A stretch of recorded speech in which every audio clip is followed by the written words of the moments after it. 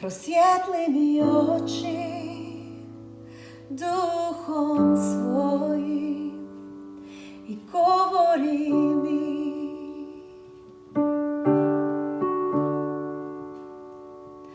Promijeni me,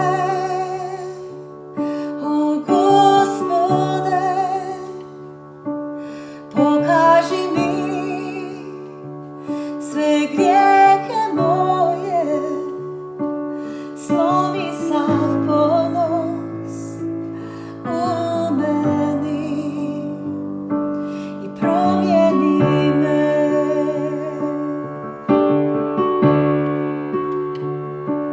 Razberi vatru u srcu mom ponovo.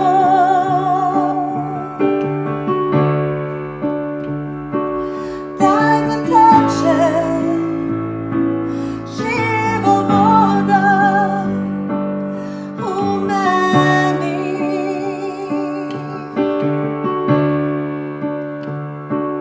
Dahni na mene duhom svojim još jednom.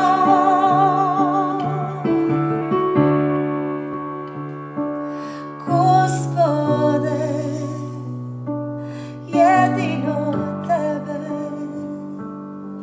želim.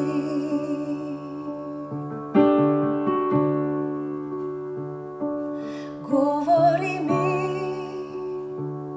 o Gospode, istinu iz riječi svoje.